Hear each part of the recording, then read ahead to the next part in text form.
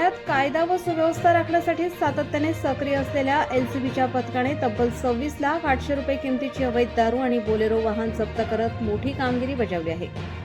दिनांक 7 मे 2026 रोजी स्थानिक गुन्हे शाखेचे पोलीस निरीक्षक हेमंत पाटील यांना गुप्त बातमीदारामार्फत माहिती मिळाली होती की नवापूर पोलीस ठाणे हद्दीतील कोळदा धनराट रोडवरून बोलेरो वाहन क्रमांक MH06BW 4454 मधून रॉयल ब्ल्यू दारूची अवैधरित्या वाहतूक केली जाणार आहे.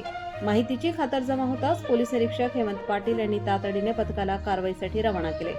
स्थानिक गुन्हे शाखेच्या पथकाने पंचांसह नवापूर पोलीस ठाणे हद्दीतील सुळी फाटा परिसरात सापळा रचला. काही वेळात संशयित बोलेरो वाहन कोळदा गावाकडून येताना दिसताच पोलिसांनी त्यास थांबवले. वाहन चालकाची चौकशी केली असता त्याने आपले नाव शिवाजी बाबूलाल चौधरी व 29 वर्ष, राहणार बेटावत, तालुका शिंदखेडा, जिल्हा धुळे असे सांगितले.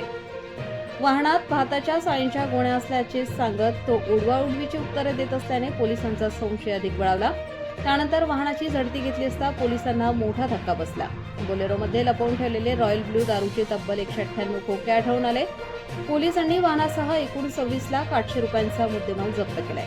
या प्रकरणी आरोपी विरोधात नवापूर पोलीस ठाण्यात महाराष्ट्र दारूबंदी कायदा कलम 65E 108 प्रमाणे गुन्हा दाखल करण्यात आला असून पुढील तपास सुरू आहे.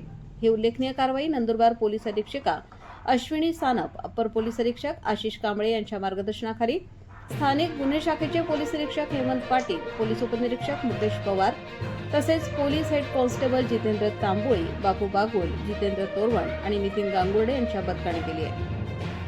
त्यांच्या या धाडसी आणि नियोजनबद्ध कारवाईमुळे जिल्ह्यात अवैध धंदे करणाऱ्यांमध्ये मोठी खळबळ उडाली आहे. रईस शेख, विसरवाडी.